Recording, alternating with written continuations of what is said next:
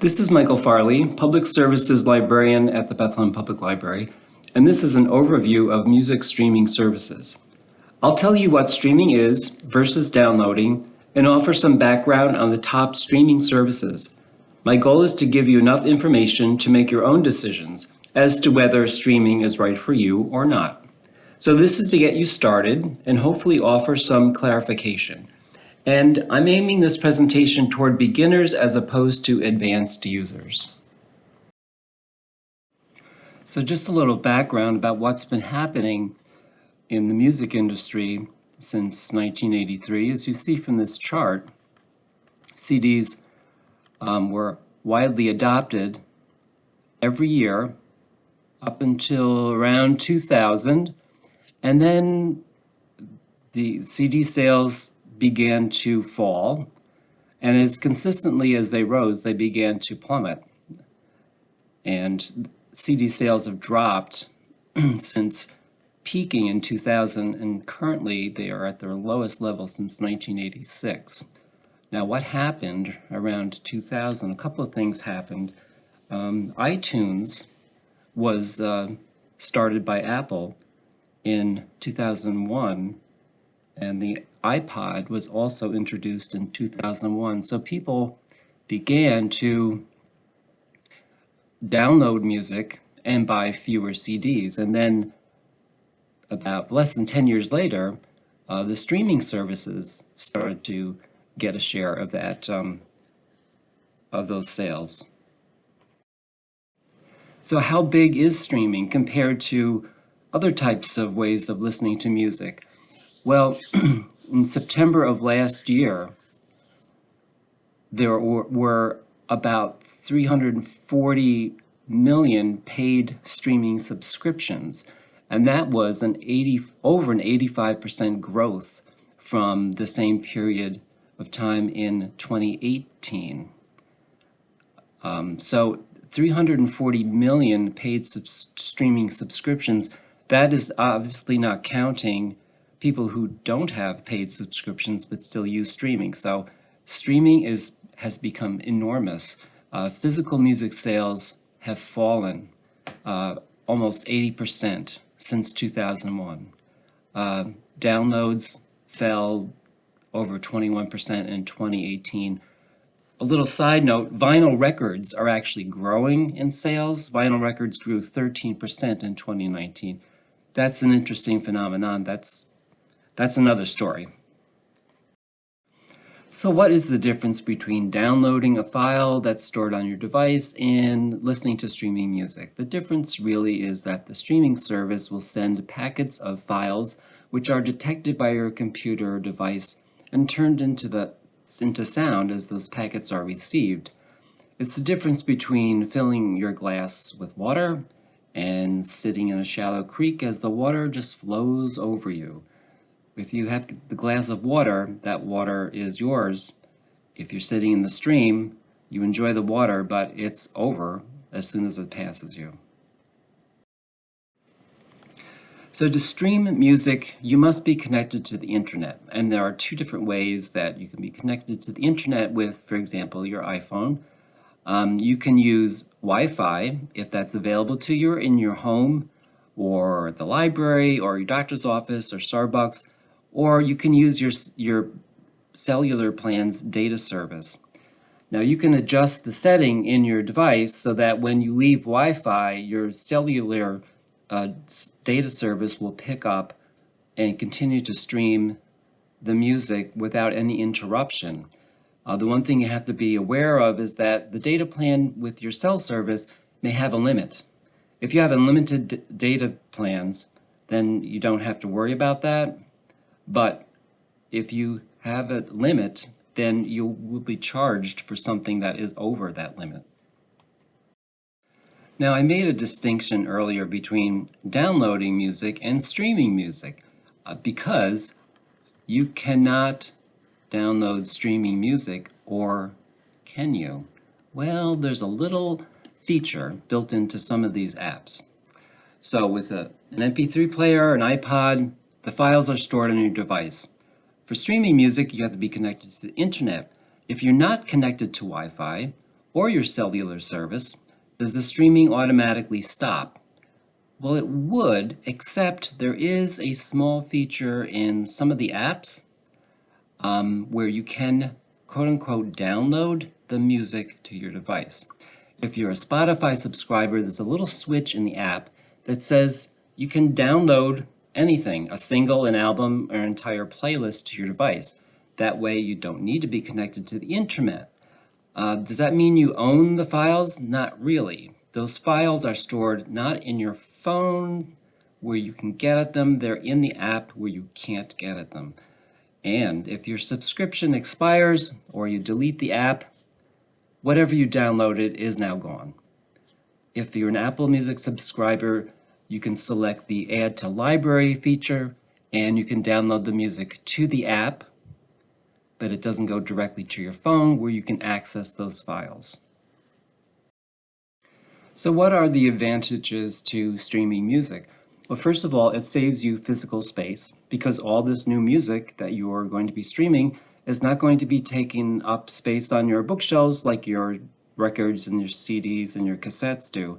And it will save you digital space on your phone or whatever device you're listening on because you're not actually downloading anything to your phone.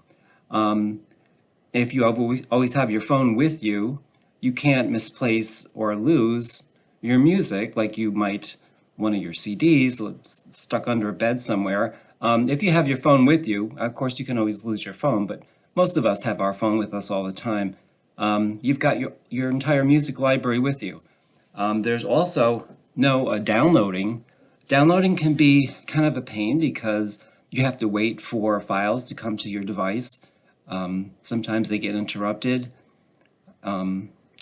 And your phone is your entire music collection. So what do you get with streaming?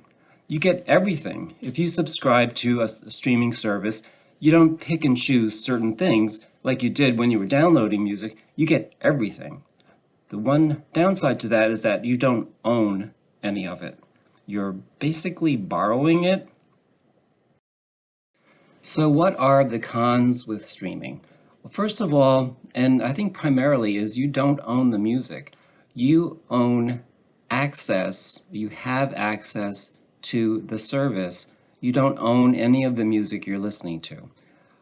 Secondly, you need to be connected to the internet in most cases. That could be somewhat of a burden. It will cost you a monthly fee. So there are free versions of the streaming services, which I'll talk about that later, but it's going to cost you something every month. And because you don't own the music, you cannot burn CDs from the app. In other words, once you've got the streaming service, you've got the music you want, oh, I'll just transfer it to a CD. You can't do that with a streaming service. So you can't turn your streams into a physical CD. So what are the most popular music streaming services? This changes. As of the end of last year, Spotify was way ahead of the other services with about 100 million paid subscribers. Second, there was Pandora, way below with 63 million.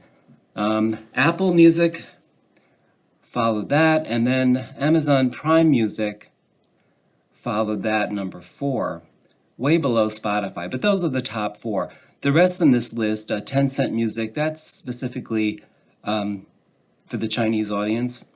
Sirius XM, that's internet radio. And some of the other ones I'll talk about later. But the top 4, Spotify, Pandora, Apple, and Amazon. So of these big 4, what are the differences? How do they compare from each other? You might guess the bigger the better. At this point, they all estimate that they have over 50 million songs. Now, in the past, the numbers kind of mattered because one service would have, 4 million, another one would have 10 million. You'd say, well, I should go with the one that has 10 million, right? At this point, everybody seems to have kind of the same amount. So it doesn't really matter now as far as what there is in their library. They all estimate that they have over 50 million songs, and of course they're adding more daily. Now, really what matters is your favorite music on there? Chances are it is. It kind of depends on your taste. I have been surprised at some things that I can't find on services that I subscribe to. They're just not there. So in no way are they completely complete. I mean, over 50 million songs, that's a lot of music. That would keep you busy for many lifetimes. But sometimes the thing you're looking for is not there. So I'm sure you're wondering, what is this going to cost me? Well, there are different types of accounts that you can set up. 3 of the 4 have free accounts, and they are completely free. They don't cost a penny. Spotify, Pandora, and Amazon all have a free version. All 4 of them have a trial subscription. Now, the trial subscription is quite generous at this point. It's 3 months. So you can sign up for a trial subscription for 3 months. That's a long time. You could sign up for a trial subscription for all 4 at once and try the different ones at the same time. The tricky part with that is they will ask you for a credit card number. So with a free account, they won't. They'll ask for an email. For a trial subscription, they'll ask for a credit card number with the expectation that you probably will forget when you began your trial subscription, and then at the end of the 3 months, they can start billing you. So keep track of when you started your trial subscription. But if you cancel it before the end of the 3 months, they're not going to charge you. And of course, all 4 have a standard subscription level. The standard subscription level for all 4 is $9.99 a month. They seem to have agreed sort of together that that is a reasonable amount that many people would be okay with. So that's $120 a year. It's about the same as buying 9 new CDs a year. So you could spend that amount and buy 5 new albums, or you could have virtual history of recorded music for the same amount of money. So what are the free versions like? Everybody likes free. That's a good deal, right? So out of the 4 of them, 3 offer free versions. Apple Music does not offer a free version, so we can't talk about that. What is the catch with free? Well, one thing, you will hear ads as you're streaming your music. You might get through 2, 3, 4 songs, and then there'll be an ad. And you cannot skip past the ad. You've got to listen to it. Speaking of skipping, there are limited skips. For example, if you're listening to an album or a playlist and you think, I don't really like this song, I want to skip to the next one, you might be able to do that once or twice, and then you'll be limited. They'll prevent you from skipping ahead, also prevent you from skipping back. So you're kind of limited in that way. The quality of the audio is somewhat lower. Is this something you'll notice? You might not. It's not going to sound bad, but compared to the premium version, you may notice a difference. Also, the searching may be limited. For example, in Spotify, you may search for an artist. You'll get some results. It might not show you all of their recorded work. You might have to dig a little deeper to find exactly what you're looking for. Now I'm going to speak a little bit about each of the top 4 independently of each other and point out some distinctions. Well, with Spotify, which started in 2008, this is the music on demand model. So basically, you open it up, you search for an artist, a band, name of an album, name of a song, you get the results, you play the music. It's kind of like going to the record store. There are 3 versions of Spotify. There's the mobile app, which you would use on your phone. There's the web app, which is a website for Spotify. You can go in and sign into your account. You have the exact same account on the web that you do on your phone. There's also a desktop app, which is separate from the website. The desktop app is kind of a convenient little application that you can have on your computer. you can start that up independently of having to go on the internet. And also, if you're signed into your account, you have all the music that you have been listening to or want to listen to. With Spotify, it's really easy to build playlists, and then you sync them to your other devices. It's very easy and actually a lot of fun to build playlists. So you can have a playlist for, a chilling out, for a running, for driving. You just sort of drag the songs into a playlist and change the order up. It's really easy and fun to do. And that's what Spotify will look like on an iPhone. So over here you see my new favorites,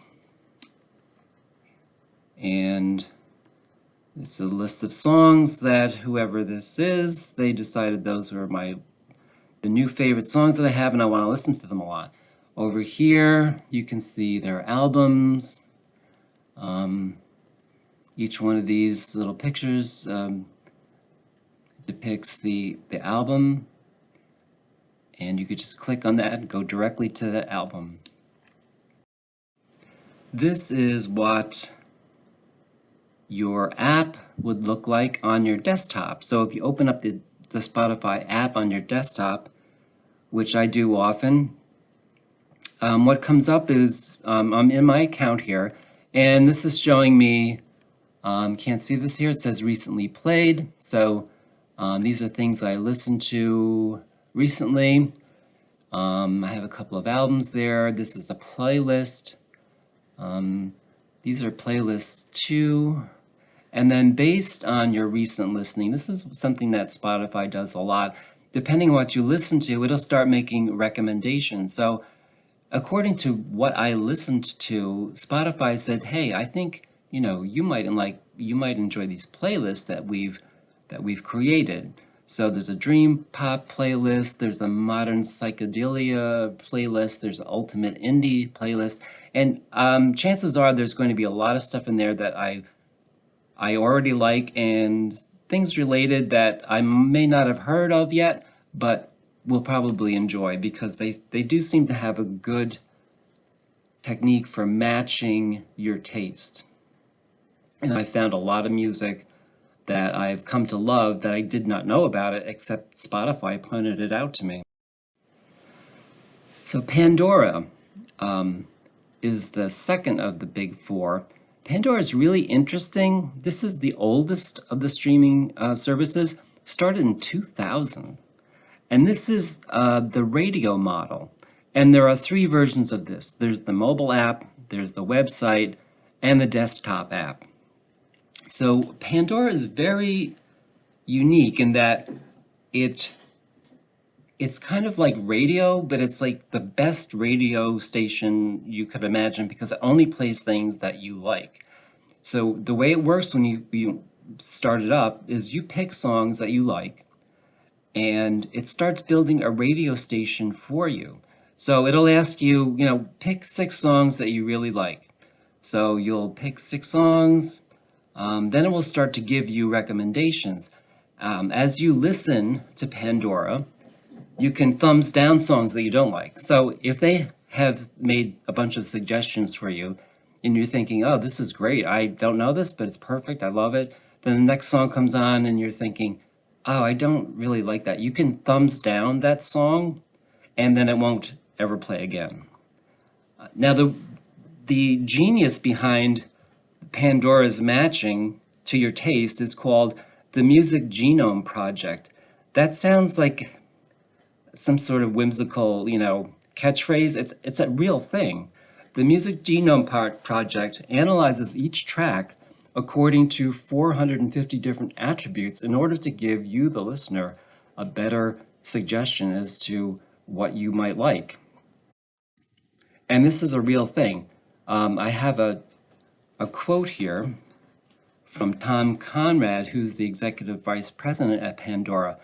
He said, "We hired humans, specifically professional musicians with 4-year degrees of music. Every day, they come into the office, put on headphones, and listen to every song that will ultimately play on Pandora, listing as many as 450 different attributes for each. Now, I don't know if they physically go into the office anymore. They can probably do this from home, but the fact is, they actually have people listening to every song that goes on Pandora, and they have a chart that they fill out that has 450 attributes for that to identify that particular song they're listening to.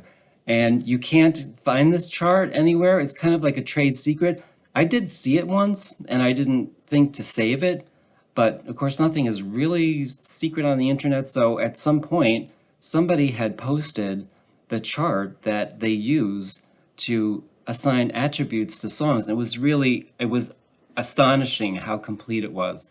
So that is a very interesting and unique approach to creating radio stations that are going to be perfect for its listeners. And this is kind of what Pandora would look like on your phone.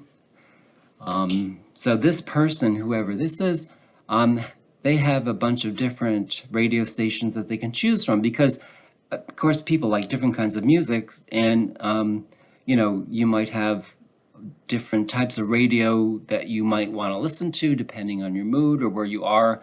So this person has an 80s pop radio, a John Williams radio, a college radio, and this will be specific to this listener. It will have things that they like. If somebody else has an 80s pop radio, it's going to be different. It's going to be different for every person who subscribes. So now we come to Apple Music. Apple Music, even though Apple has been in the music business since around 2000 with iTunes, which was 2001, Apple Music is kind of new. It's only 5 years old, 2015. Now the thing with Apple Music is that it combines your old iTunes library with the music that you don't own that they have, rounding out what you can play. So a lot of us have extensive iTunes music libraries on our computers. The thing that Apple Music offers is something called a music locker. Now the music locker via iTunes Match, which you have to pay for, $25 a year, what that does is you will upload your personal digital music library to iTunes. iTunes will either match or create the library that you own and combine it with the 50 million songs that are on Apple Music. So when you go into Apple Music, you can listen to your digital library. You can also listen to everything else that Apple owns. And the human experts, along with algorithms, will help you find the music that you want to hear. And this is kind of what Apple Music looks like.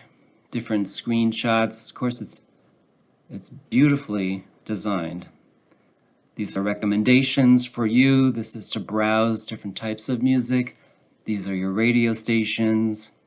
Apple Music has specific podcasts that no one else has that you can listen to.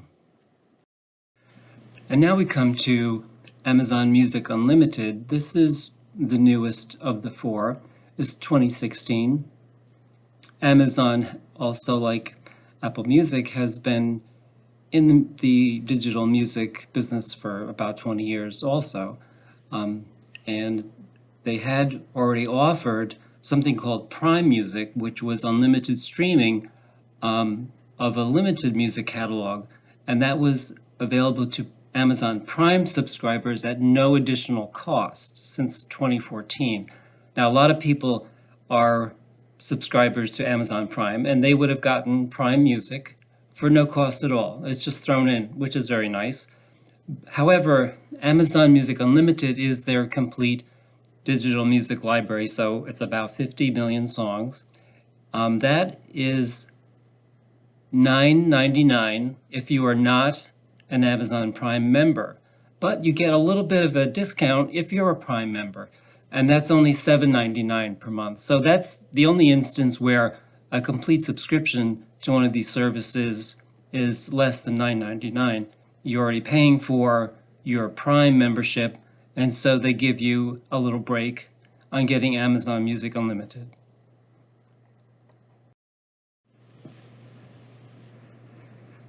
And this is what Amazon Music Unlimited looks like on your phone. It's lots of graphics. It's very attractive. So I wanted to throw in a few alternatives to the top 4 streaming services that I think are interesting. One of them is YouTube Music. Now, YouTube Music is number 7 out of the top 10 streaming services.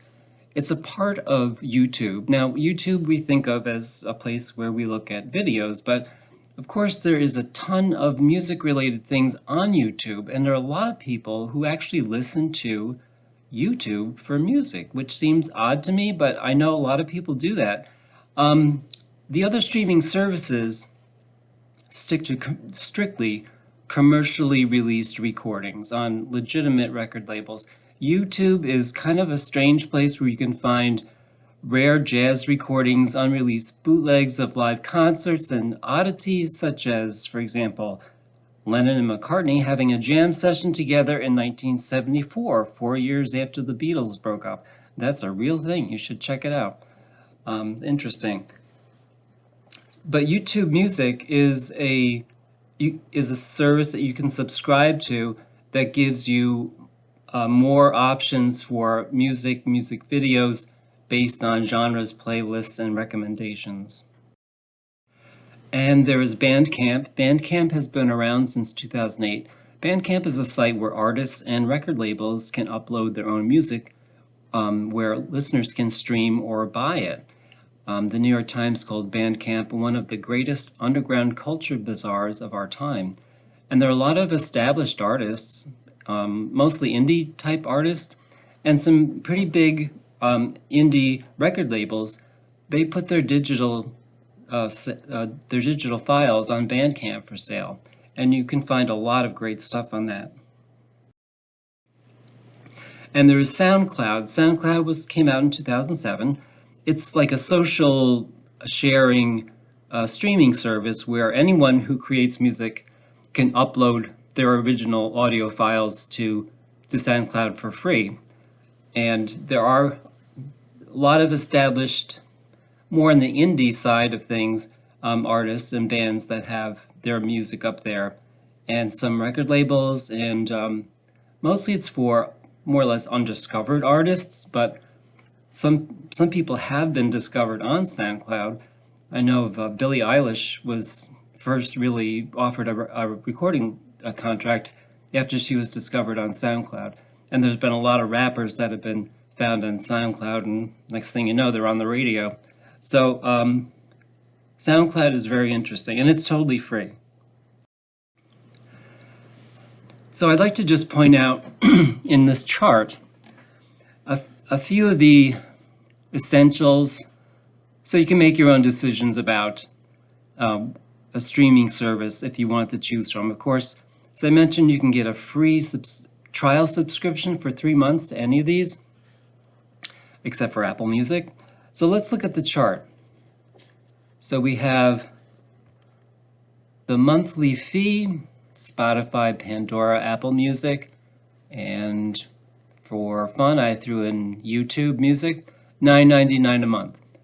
Amazon Music Unlimited, $9.99 a month. Unless you are a Prime subscriber, you get a break at $7.99 a month.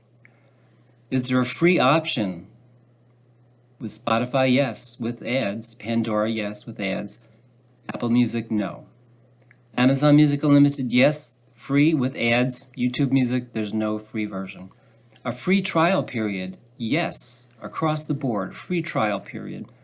And at this moment, they all seem to offer 3 months of a free trial subscription. That's pretty generous. I think it's worth looking into.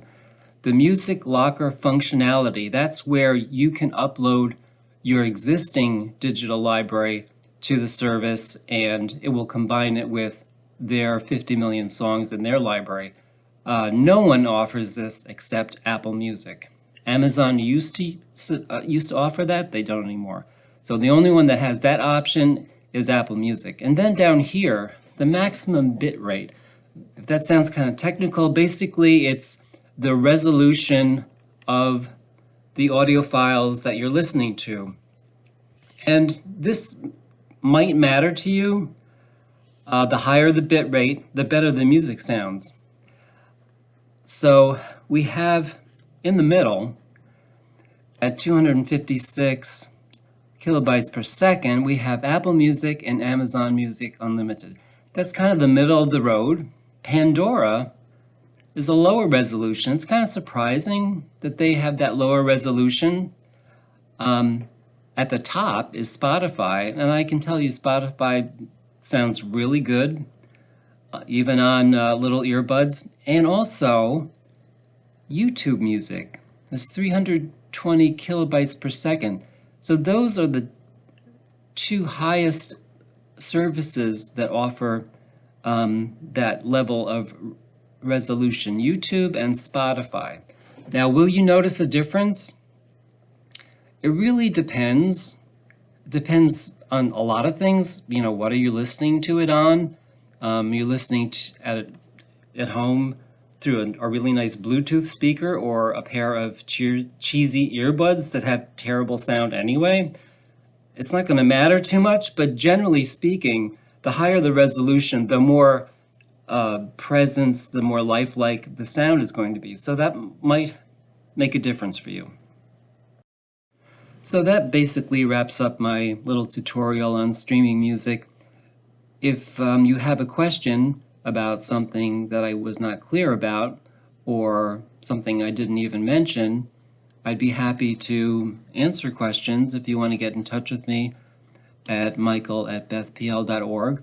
My intention with this presentation was not to tell you which service is the best or advise you to use one over another. I really wanted to give you the information to make your own decision. But if something's not clear, please let me know. I'll be happy to talk to you about it. So I hope this has helped. Thank you for your attention. Bye.